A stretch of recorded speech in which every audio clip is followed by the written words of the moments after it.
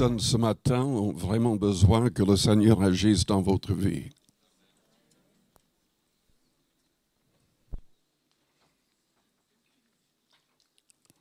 Le Seigneur peut tout faire, tout est possible à celui qui croit. Donc je vous invite à ouvrir votre cœur pleinement. Nous avons avec nous aujourd'hui le pasteur Bola, qui était membre de notre Église dans le temps. Ça fait, il y a 20 ans? Il y a 25 ans, oui. Et il est pasteur à Kinshasa. Le Seigneur bénit son ministère là-bas. Il était obligé de revenir. Il est là aujourd'hui et dimanche prochain. Donc, ouvrons nos cœurs.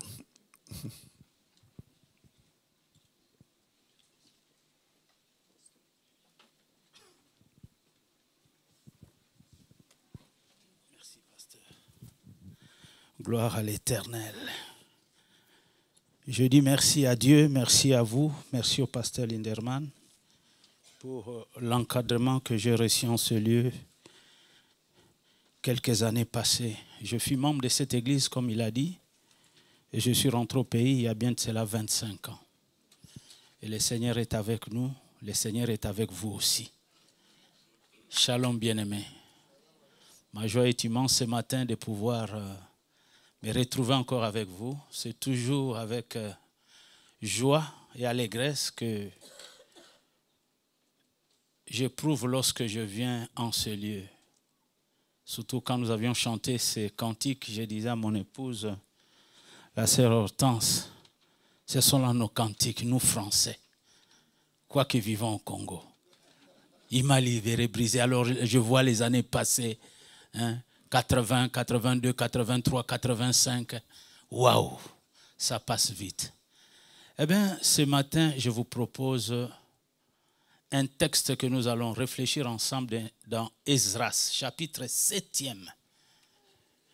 Et le thème est le suivant, Esdras, le scribe de Dieu, versé dans la loi de l'Éternel. Esdras 7, Esdras, le scribe de Dieu, versé dans la loi de l'Éternel. Dieu m'avait conduit à une certaine période au pays, il y a 7 ou 8 ans passés. J'ai donné quelques enseignements sur Esdras pendant au moins 1 ou 2 mois. Alors, c'est un livre que j'aime bien. Et quand je prêche sur Esdras, je me prêche à moi-même d'abord, parce qu'il y a beaucoup de leçons spirituelles pour nous, serviteurs. En fait, nous sommes tous serviteurs de Dieu, nous, peuple de la Nouvelle Alliance. Nous sommes un royaume des sacrificateurs. Nous sommes une race élue, un sacerdoce royal. Nous avons été sauvés pour servir Dieu. Nous pouvons servir Dieu en prêchant, nous pouvons servir Dieu en donnant notre dîme, notre offrande. Nous pouvons servir Dieu en témoignant. Il y a plusieurs façons de servir Dieu. Mais comprenez que nous avons été sauvés pour servir. Personne ne peut occuper la terre de Dieu inutilement. Esdras, le scribe, versé dans la loi de Dieu. Je vous propose la lecture dans Esdras, donc chapitre 7e, le verset 1 à 10, et je vous donnerai le plan du message et nous allons évoluer par la grâce de Dieu. Après ces choses, sous le règne d'Artaxerxès, roi de Perse, vint Esdras, fils de Seraja, fils d'Azaria, fils de Ilkija, fils de Shalom, fils de Tzadok, fils d'Achitoub, fils d'Amaria, fils d'Azaria, fils de Merajot, fils de Zerakia, fils d'Uzi, fils de Bouki, fils d'Abishua, fils de Phiné, fils d'Éléazar, fils d'Aaron, le souverain sacrificateur. Ça, c'est la généalogie. Cet Esdras vint de Babylone. Il est en captivité, il rentre à Jérusalem. C'était un scribe versé dans la loi de Moïse, donnée par l'Éternel, le Dieu d'Israël. Et comme la main de l'Éternel, son Dieu, était sur lui, le roi lui accorda tout ce qu'il avait demandé. Plusieurs de ses enfants d'Israël, des sacrificateurs et des Lévites, des chantres, des portiers et des Nétiniens, vinrent aussi à Jérusalem la 7e année du roi Artaxerxès. Esdras arriva à Jérusalem au 5e mois de la 7e année du roi. Il était parti de Babylone le premier jour du 1er mois. Et il arriva à Jérusalem le 1er jour du 5e mois. La bonne main de son Dieu était sur lui, car Esdras avait appliqué son cœur à étudier et à mettre en pratique la loi de l'Éternel et à enseigner au milieu d'Israël les lois et les ordonnances. Amen. Nous pouvons nous arrêter là. Pouvons-nous acclamer pour la gloire de Dieu? Nous acclamons pour la parole de Dieu qui nous libère ce matin, qui nous a franchis. Alléluia. Gloire à l'Éternel. Pasteur, je dispose de combien? 30, 40, 1 heure? Ok, merci. Donc il est 11h presque 30, donc à 12h30, c'est bon. Merci. Nous voulons parler donc d'Esdras, ces scribes versés dans la loi de Dieu. Vous et moi, nous allons apprendre des choses. Moi, je continue toujours à apprendre. Je n'ai pas encore arrêté d'apprendre. Et je suis à l'école de Dieu. Le premier point, nous l'avons intitulé « Un apport nécessaire ». Du retour de Babylone, Esdras rentre à Jérusalem. Il apporte un apport nécessaire. Il apporte sa pierre de contribution dans l'édifice. Lui, en tant que juif, qui s'est retrouvé en captivité, il rentre, il apporte un apport nécessaire. Le deuxième point, nous l'avons intitulé « Un exemple à suivre ». Esdras, versé dans la loi de l'Éternel, est un exemple à suivre et à tous égards. Nous allons le voir tout au long du cheminement de notre intervention. Le troisième point, dans ce deuxième point, il y a beaucoup de sous-points que nous allons développer. Le troisième point, nous l'avons intitulé « La bénédiction qui accompagne ceux qui sont comme Esdras ». Si vous êtes comme Esdras ce matin, la bénédiction vous accompagnera parce que la bonne main de Dieu était sur Esdras. La bénédiction qui accompagne ceux qui sont comme Esdras. Donc Esdras sert de modèle et d'exemple. Alléluia. Oh, Esdras, c'est un livre que je chéris beaucoup, j'aime beaucoup. En tout cas, ma sœur Hortense, excuse-moi, je sais que tu es mon... Mais c'est vraiment le livre que je chéris beaucoup. Hein. Esdras, tu le sais, hein? Je peux prêcher de moi et de moi sur Esdras. Enfin, j'ai parlé à mon épouse, hein? Pour qu'elle ne soit pas jalouse. J'ai dit, c'est un livre que je chéris beaucoup. Vous comprenez un peu? Jusqu'à présent, le déroulement du réveil a mis en scène les personnages suivants avec ce qui les représentent. Donc Zorobabel qui représente la loyauté, si nous entrons à étudier ces livres. Il y a Zorobabel qui représente la royauté. Josué, la sacrificature et différentes catégories de services. Prophète, l'action stimulante du Saint-Esprit. Bien-aimé, l'arrivée d'Esdras constitua un apport supplémentaire. Donc, il personnifie les concours indispensables de la parole de Dieu. Alléluia. Il personnifie les concours indispensables de la parole de Dieu. Le nom d'Esdras veut dire secours. Il est un secours, la parole de Dieu, qui ne manque jamais dans la détresse. Esdras, les secours. Il apporte un apport nécessaire. Il est un exemple. Il est porteur de messages indispensables. Car la parole de Dieu est le secours qui consolide l'œuvre de Dieu. Sans elle, il ne peut pas y avoir de réveil authentique et durable. La parole de Dieu est le secours qui consolide l'œuvre de Dieu. Sans elle, il ne peut y avoir de réveil authentique et durable. La parole de Dieu doit être au centre de nos vies. Celui qui médite la parole de Dieu nuit et jour réussira dans tout ce qu'il entreprendra. Il est comme un arbre planté près de courants d'eau dont le fleurage ne se flétrit point. Tout ce qu'il fait, lui, il réussit. Heureux ceux qui méditent la parole de Dieu nuit et jour et qui la mettent en pratique. Un exemple à suivre. Nous venons de parler d'un apport nécessaire parce que son nom signifie secours. Il vient secourir au travers de la parole. Un exemple à suivre. Esdras sert de modèle. Non seulement des modèles et des références à quiconque veut être utile à Dieu ainsi qu'à l'Église. Esdras sert de modèle et de référence à quiconque veut être utile à Dieu ainsi qu'à l'Église. Vous voulez être utile à Dieu et à l'Église? Eh bien, suivez l'exemple d'Esdras. Et la bénédiction est attachée à ceux qui suivent l'exemple d'Esdras. La main de Dieu était sur lui. Et la main de Dieu sera sur votre vie. Et si vous suivez Esdras comme modèle et référence. Parce que Dieu ne fait point exception de personne. Mettez seulement sa parole en pratique et vous verrez la gloire de Dieu. Quoique ayant vécu sous l'ancienne alliance, il incarne les qualités spirituelles qu'exige également la nouvelle alliance. Quiconque veut servir Dieu doit s'y reporter. Vous voulez servir Dieu? Eh bien, vous devez suivre le modèle d'Esdras. Une généalogie indispensable. Nous avons suivi les successions de noms, les fils des chirurgiens, tout ça. La généalogie est indispensable. Moi, je suis à Kinshasa, là où Dieu m'a placé. Mais lorsqu'on veut voir mon arbre généalogique, je me retrouve ici avec vous. Willy Bola, pasteur à Kinshasa, engendré de Linderman, son père spirituel. C'est ça l'arbre généalogique. On n'est pas de Melchisédek comme si on n'a ni père ni... Non, nous venons de quelque part. Et ce quelque part-là, c'est là notre arbre généalogique. Aujourd'hui, il y a des pasteurs, il y a des serviteurs qui ne sortent, je ne sais d'où, qui sont des Melchisédek.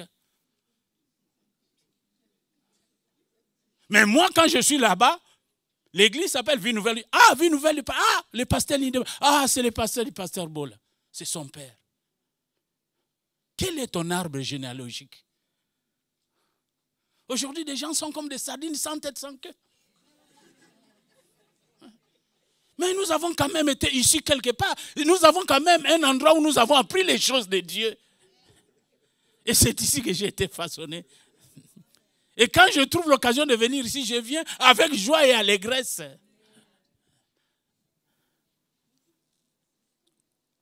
Une généalogie indispensable. Il descend d'Aaron, le souverain sacrificateur. Bien-aimé, cette origine annonce la nécessité de naître de Dieu par la foi en Jésus-Christ, le souverain sacrificateur de la nouvelle alliance. Il faut naître de Dieu. La Bible dit dans Jean chapitre 1, le verset 12, à tous ceux qui l'ont reçu, il a donné le pouvoir de devenir enfants de Dieu. Il faut naître de Dieu en Jésus-Christ par la foi. Vous ne pouvez pas être enfant de Dieu si vous n'êtes pas né de Christ. À tous ceux qui l'ont reçu, il a donné le pouvoir de devenir enfant de Dieu.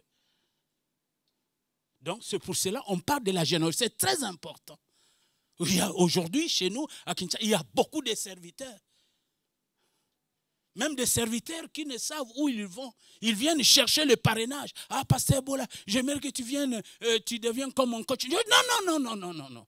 Rentre là où tu es né. Arrange avec tes pères spirituels. Rentre là où tu es né. Ils cherchent la couverture. Ah, je suis aussi avec le pasteur Bola. Mais le pasteur Bola ne vit pas dans le désordre comme ça. Il a un endroit là où il est né. Il garde de bonnes relations avec sa généalogie. C'est très important. Nos parents qui nous ont engendrés dans la chair, allons-nous les balancer comme n'importe comment? Allons-nous nous séparer avec eux n'importe comment? Non. Il faut du respect, il faut de la reconnaissance envers ceux qui nous ont engendrés. Sur le plan physique et sur le plan spirituel. Même si aujourd'hui je peux prêcher devant des foules, Dieu me fait la grâce d'avoir plusieurs extensions. Mais je me souviens toujours de là où je viens. Vous savez, quand vous avez un véhicule, vous roulez, il y a les rétroviseurs qui vous permettent de regarder aussi en arrière. Et ça, c'est très important. N'oubliez jamais là où Dieu vous a tiré, mes amis. Une démarche indispensable. Nous sommes toujours sur un exemple à suivre. Nous venons de parler de la généalogie. Une démarche indispensable. Il vint, le verset 1 et 6. Il vint, Esdras. Ce verbe traduit un dérangement, une disponibilité et un certain renoncement. J'ai dit il vint, le verset 1 et 6.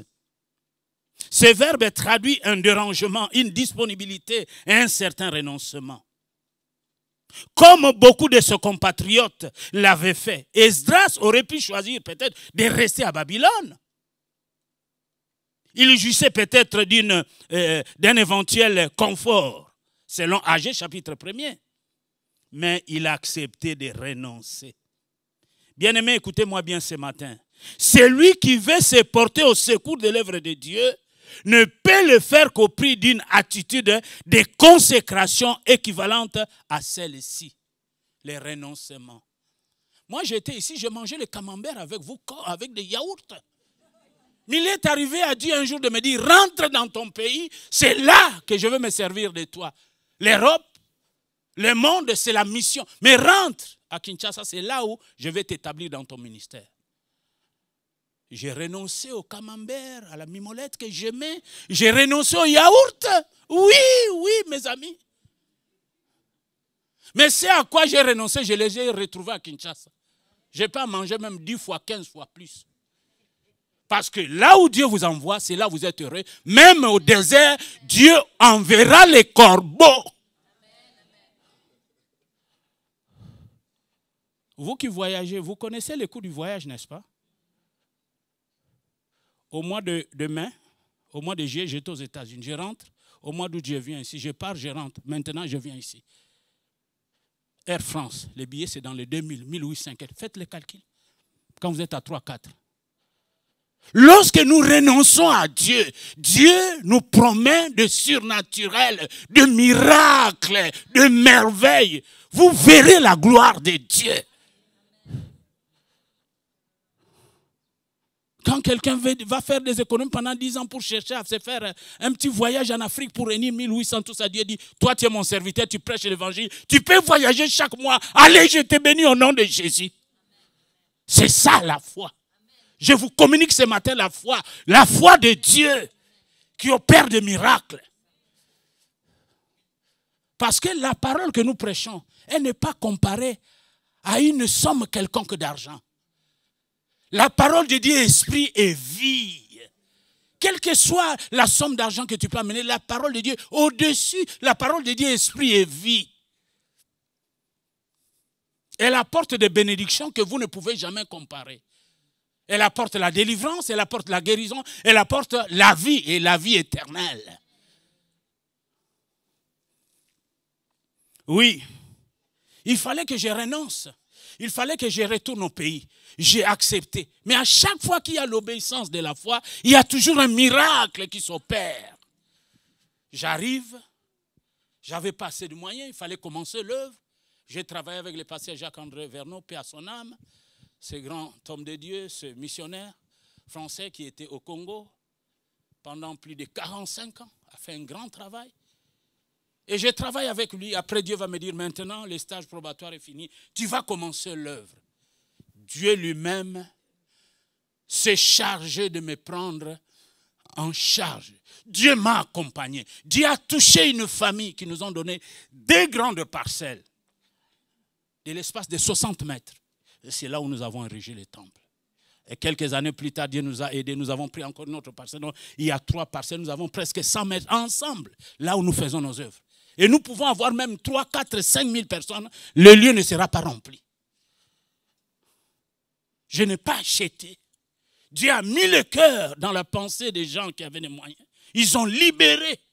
Parce que l'évangile devait être prêché pour que les âmes soient sauvées. Les renoncements. Esdras a renoncé. Et qu'est-ce que nous voyons? La bonne main de Dieu. Parce qu'il a renoncé à son confort. Il a renoncé. Il s'est consacré. La bonne main de Dieu qui était sur Esdras était aussi sur moi. Dieu m'a accordé des faveurs. Dieu m'a accordé des choses que je n'avais pas achetées, qui sont venues comme signe du témoignage que Dieu est dans cette affaire. Et l'œuvre prospère par la grâce de Dieu. Oui, celui qui veut se porter au secours de l'œuvre de Dieu ne peut le faire qu'au prix d'une attitude de consécration, comme je l'ai dit tantôt, équivalente à celle-ci. Bien aimé, un autre exemple. C'est ainsi que Barnabas, les compagnons de Paul, entre autres, commença à servir en vendant son champ. Acte 4, 36. La Bible dit que Barnabas avait un bien immobilier. Il a vendu cela, il a apporté l'argent auprès des apôtres, les visionnaires, pour qu'ils se servent de cet argent, du bien, du vente, oui, de cet immeuble qu'il possédait. C'est un signe de consécration. Il a renoncé à ce bien matériel qu'il possédait. Un immeuble. On ne peut pas servir Dieu. On ne peut pas porter secours à l'œuvre de Dieu si on n'est pas prêt à renoncer. Jésus a renoncé en tant que fils. Il a quitté le ciel pour venir te secourir, me secourir. Nous aussi, Dieu attend que chacun de nous comprenne cette notion du renoncement.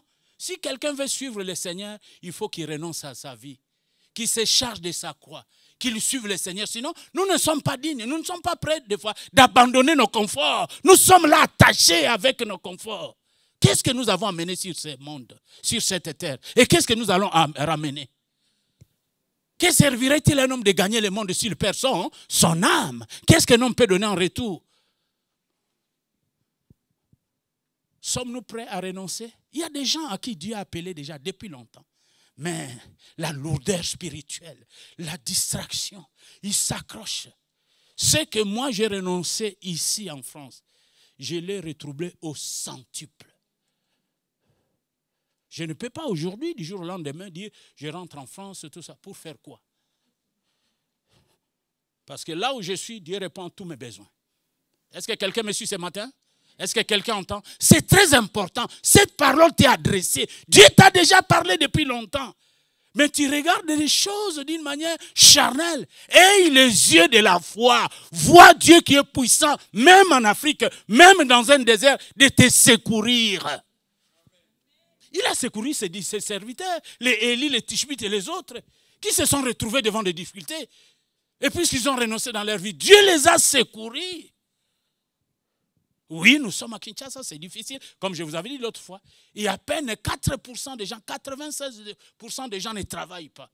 C'est le chômage. Quand je suis ici à la télé, tel pays, 27% de chômage, 10%, je rigole, quoi. Je dis, venez ici à Kinshasa, vous allez voir. Il n'y a pas de travail. Si les gens quittent de l'autre côté pour venir ici, ils cherchent du travail, il n'y a pas autre chose. Il n'y a pas de travail.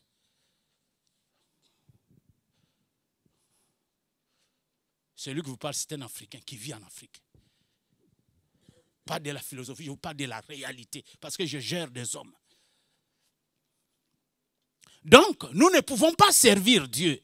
Dieu ne peut pas agréer notre service si nous ne sommes pas prêts à pouvoir renoncer.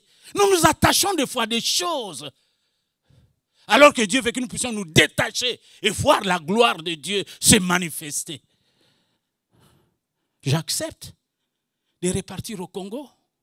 Je ne pouvais en aucun cas m'imaginer que je vais revenir en France prêcher, aller aux États-Unis, prêcher dans plusieurs États. Je prêche, les gens me disent, bon viens, on t'envoie les billets. Je ne pouvais en aucun cas m'imaginer de cela. Et je peux partir à tout moment où je veux, je peux partir. Que ce soit aux États-Unis, que ce soit ici. Quand les gens se mortifient pour le visa, tout ça, mais le ciel et la terre appartiennent à mon Dieu. Il me dit, ça c'est pas ton problème. Je peux revenir même l'année prochaine, le mois prochain, même le mois de janvier. Je peux revenir. Et vous savez comment des gens font des acrobaties qui traversent la Méditerranée, qui met. Moi Dieu m'a dit, c'est pas ton affaire. Tu es mon serviteur. Tu as renoncé. Tu as laissé les camemberts, la mimolette. Tu es rentré en Afrique. Je te visite et je te bénis. Est-ce que quelqu'un est avec moi ce matin? Est-ce que quelqu'un peut m'encourager? Je vous communique la foi. Dieu est tout puissant. C'est un Dieu illimité. C'est un Dieu de multisystèmes. Là où règne la misère, là où Dieu nous visite. Qu'est-ce que je peux venir chercher? Je peux venir chercher.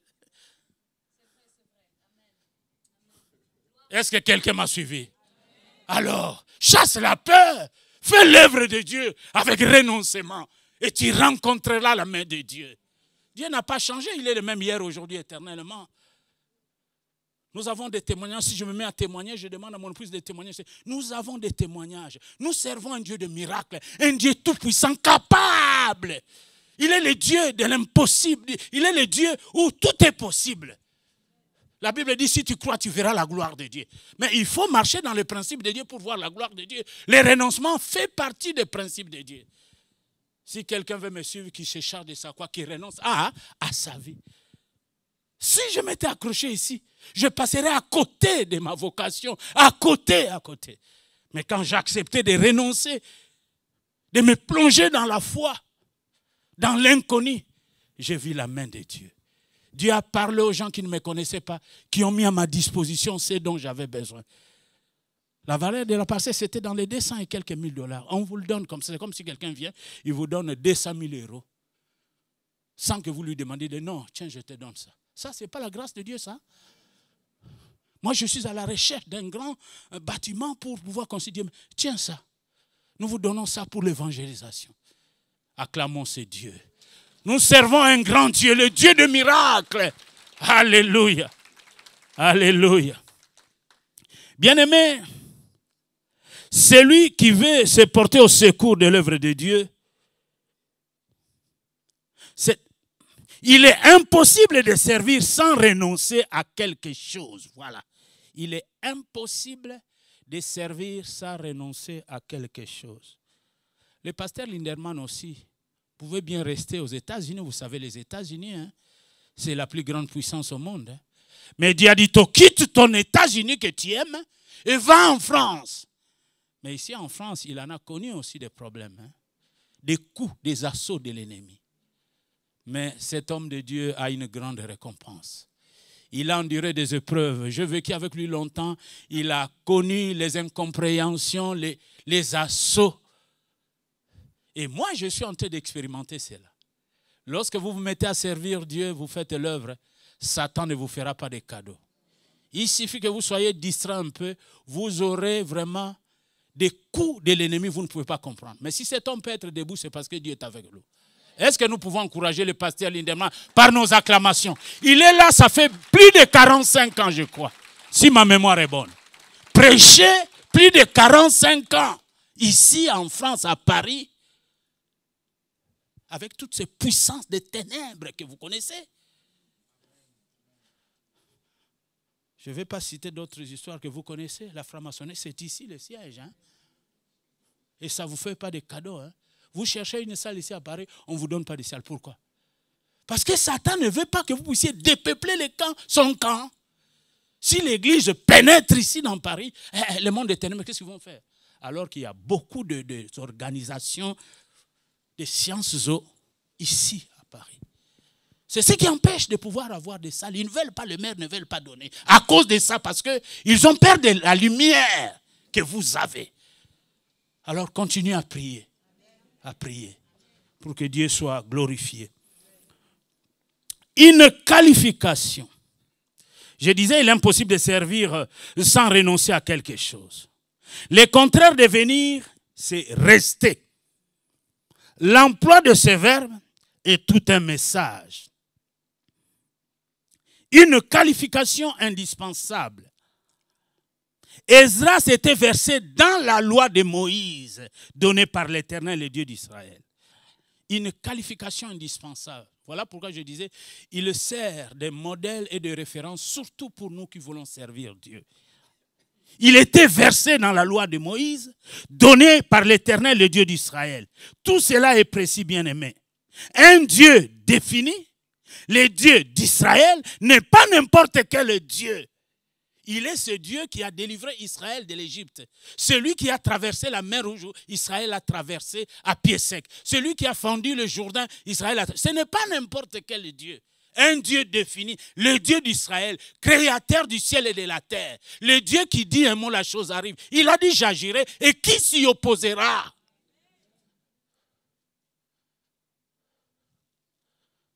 Oui. Oui. Il a une identité propre. C'est celui qui s'est révélé en Christ, le Dieu d'Abraham, d'Isaac et de Jacob. Un Dieu qui a donné des lois. Le mot ne doit pas, bien aimé, seulement évoquer de la rigueur ou de la rigidité. Il exprime la loi, la précision des mécanismes spirituels qui régissent les principes divins. La repentance, la conversion, la foi sont là des principes divins, des mécanismes.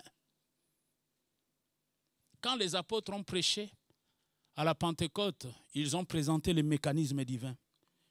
Quand ceux qui ont écouté l'évangile ont été touchés, ils ont dit, Hommes, frères, que ferions-nous? Les apôtres vont leur dire, repentez-vous, convertissez-vous, soyez baptisés, car la promesse est pour vous, pour vos enfants, en aussi grand nombre que Dieu les appellera. Ce sont là des mécanismes divins. Vous ne pouvez pas venir à Dieu sans repentance, sans conversion, sans foi. Vous ne pouvez pas être agréable à Dieu. Nous ne pouvons pas servir Dieu à notre manière. Nous devons servir Dieu selon les modèles divins. Comme Moïse qui faisait tout selon les modèles. Et les apôtres ont suivi aussi. Oui, vous êtes touchés par cette parole. Ok, c'est bon, mais repentez-vous. Abandonnez les péchés, convertissez-vous, tournez-vous à Dieu, ayez la foi. Oui. À cet égard, bien-aimés, il est permis de parler des rigueurs, les péchés et la transgression de ses lois. On ne peut connaître Dieu, s'approcher de lui et lui être agréable qu'en le respectant. Je reprends, j'ai dit, les péchés et la transgression de ses lois.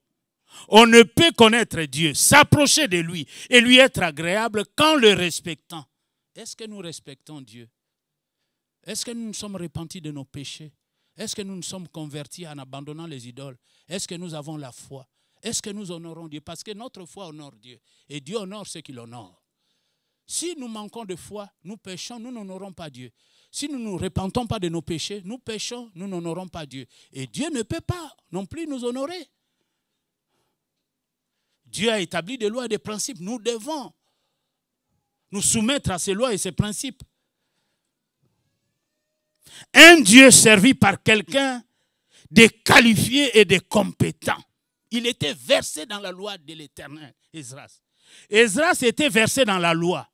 Il était expérimenté et savant. Il avait une connaissance profonde de la parole. Et le mot Torah bien-aimé a comme racine un verbe qui signifie lancer dans une certaine direction. Eh bien, c'est bien là le rôle de la loi. Elle lance l'homme dans la direction de Jésus-Christ. Celui qui est versé dans les Écritures accomplit la même fonction. Il conduit les hommes au Sauveur. Nous avons besoin d'être versés dans les Écritures parce que si nous connaissons la parole de Dieu, nous sommes versés dans les Écritures, nous allons conduire les gens à Christ. Dieu veut que nous ayons une connaissance pour conduire les gens à Christ. Voilà pourquoi la Bible dit quelque part, croissez dans la grâce, mais aussi dans la connaissance de la parole de Dieu. Étudiez la parole, soyez versés dans les Écritures, mettez la parole en pratique, vous réussirez dans tout ce que vous entreprendrez. C'est ce que Moïse a dit à Josué, que ces livres de la loi ne s'éloignent point de ta bouche. Médite ces livres nuit et jour, c'est alors que tu réussiras, c'est alors que tu auras du succès dans tes entreprises. Tous ici, nous aspirons d'avoir du succès dans tout ce que nous faisons. Mais la condition est que nous puissions méditer la parole nuit et jour pour réussir. La réussite est conditionnée à la méditation, c'est-à-dire à l'obéissance à la parole de Dieu. Amen. Amen. Des conditions indispensables, le verset 10.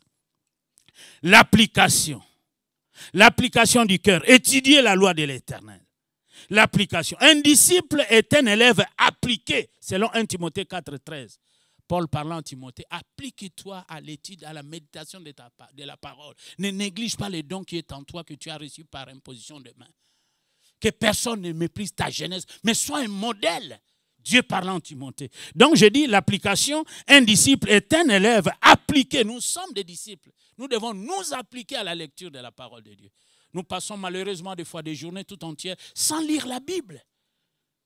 Et quand nous passons 1 heure ou 2 heures en lisant la Bible, nous sommes en communion avec Dieu et la puissance de Dieu va se manifester en nous. Dieu dans sa parole, lorsque nous la lisons, pas comme un roman policier, mais nous la méditons, la puissance de Dieu nous envahit. Le souffle de Dieu vient souffler sur nos vies. Oui. L'application du cœur. Il s'agit de la conscience spirituelle. Il est au cœur de l'homme. Étudier la loi de l'Éternel. L'étude et l'application méthodique de l'esprit qui cherche à apprendre et à comprendre. Et là, je dirais ceci, c'est que la foi n'est pas à l'encontre de ces principes. Bien au contraire, sinon, elle restera bien superficielle. À la fois, il faut ajouter la science, la connaissance. La connaissance de Dieu et de sa parole n'est pas un suicide mental ou intellectuel. C'est au contraire un bon moyen pour sanctifier nos facultés. En d'autres termes, je dirais ceci, c'est ce que le Seigneur voulait dire en demandant à ses disciples de demeurer dans sa parole. Dieu veut que nous puissions demeurer dans sa parole. Dieu veut que sa parole habite abondamment en nous. Et pour que la parole de Dieu demeure abondamment en nous, nous devons la connaître. Et pour la connaître, il faut la lire. Et il y a un prix à payer. Il faut se mettre à part. Il faut renoncer à certaines séries de la télé où nous passons 2 heures, 3 heures, 4 heures de temps pour suivre toutes sortes de séries. Je prends 1 heure, 2 heures pour être en contact avec Dieu. Je lis la Bible. Quand tu lis la Bible, l'Esprit de Dieu est dans sa parole. Tu es en communion avec Dieu.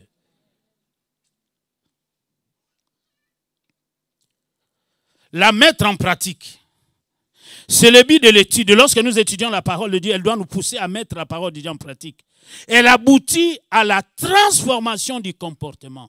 La mise en pratique de la parole de Dieu, après l'avoir étudiée, aboutit à la transformation du comportement. Lorsque nous venons au Seigneur, chacun a un passé qui lui est propre. Il y a ceux qui ont été des drogués, des impudiques, des adultères, des voleurs, des meurtriers, tout ça. Nous venons chacun au Seigneur avec un passé qui lui est propre. Mais la Bible dit dans 2 Corinthiens 5, 17, si quelqu'un est en Christ, il est une nouvelle création, une nouvelle créature selon d'autres versions. Les choses anciennes sont passées, toutes choses sont devenues nouvelles. Mais lorsque nous étudions, nous méditons la parole de Dieu a pour but de nous transformer, de transformer notre comportement mondain, païen que nous avions autrefois. Parce que maintenant que nous sommes nés de Dieu, nous devons marcher en nouveauté de vie. L'Esprit de Dieu doit nous conduire. Si quelqu'un n'a pas l'Esprit de Christ, il ne lui appartient pas. Nous recevons l'Esprit de Christ les jours de notre conversion. À tous ceux qui l'ont reçu, ils deviennent enfants de Dieu. Mais maintenant, l'Esprit de Dieu doit nous conduire. Pour que l'Esprit de Dieu nous conduise, l'Esprit de Dieu doit être nourri. La nourriture de l'Esprit de Dieu, ce n'est pas les camemberts, hein? Ce n'est pas les jambonnons, hein? C'est la méditation de la parole, c'est la prière, c'est la louange et l'adoration. Ce sont là des ingrédients qui nous aident à nourrir l'esprit. Vous passez toute une journée sans lire la Bible, vous pensez que parce que vous avez très bien mangé physiquement. Non, ça ne suffit pas. L'homme ne vivra pas de pain seulement, mais de toute parole qui sort de la bouche de Dieu. Lisez la parole, méditez-la, dévorez-la. Et vous connaîtrez la gloire de Dieu. La gloire de Dieu. Oui, la gloire de Dieu. La mettre en pratique. L'enseigner. Cette action vient en dernier. Il n'est pas dit Esdras est enseigné. Non, non, non. Il avait appliqué son cœur à étudier, à mettre en pratique, enfin à enseigner. Vous ne pouvez pas, la Bible interdit, dit qu'il n'y ait pas un grand nombre qui se mettent à enseigner. Parce que ceux qui enseignent seront jugés durement. Mais pour enseigner, il faut passer du temps, il faut appliquer votre cœur, il faut étudier, il faut, avant d'enseigner aux autres, mettre cette parole en pratique en premier. Alors, vous avez maintenant action de pouvoir enseigner aux autres. Mais il y a des gens qui veulent enseigner aux autres des choses qu'eux-mêmes ne maîtrisent pas, des choses qu'eux-mêmes ne font pas. Vous comprenez? C'est un contre-message. Ici, Esdras, on dit à enseigner, c'est en dernier. Il était appliqué, versé dans la loi de l'Éternel. Il étudiait, il appliquait son cœur. Il mettait la parole de Dieu en pratique. Et enfin, il pouvait enseigner aux autres. Et quand je disais cette parole vous concerne, me concerne, parce que moi j'enseigne la parole, je dois m'efforcer. Je demande à Dieu de m'aider à veiller, à prier, à mettre la parole en pratique pour que je ne sois pas comme un pharisien. Non. Je dois vous prêcher la parole. Comme cette parole elle est bonne, je dois être en premier à la mettre en pratique. Et c'est très important. Sinon, nous risquons d'être comme des pharisiens. Hein? L'apparence. Oui. Oui. Il est normal de vouloir enseigner sans être prêt à passer par les étapes précédentes. La bénédiction qui accompagne ceux qui sont comme Esdras. La bénédiction qui accompagne ceux qui sont comme Esdras. La bonne main de Dieu était sur lui. Le verset 6 et le verset 9. Cette expression évoque donc la providence de Dieu et l'onction de l'Esprit qui accompagne ceux qui l'approuvent. Si Dieu vous approuve, la bonne main de Dieu sera sur lui. Dieu ne vous approuve pas parce que vous êtes beau, vous êtes belle. Non, Dieu ne fait exception de personne. Il vous approuve si vous honorez sa parole. Honorer sa parole, c'est lire sa parole, c'est prier, c'est marcher dans la sanctification, c'est avoir la foi. Si vous remplissez ces conditions, alors les faveurs de Dieu seront sur vous. La bonne main de Dieu sera sur vous. Que Dieu vous bénisse. Pour aujourd'hui, nous allons nous arrêter là, nous continuerons. J'ai dit, fait ici, je peux faire un mois pour parler d'Esdras. Mais aujourd'hui, l'inspiration s'arrête là. Nous pouvons nous contenter de ce que nous avons reçu. Que Dieu vous bénisse. Je laisse la parole au pasteur Lindemann. Nous sommes là encore le dimanche prochain. Soyez bénis. Esdras, le scribe, versé dans la loi de l'Éternel.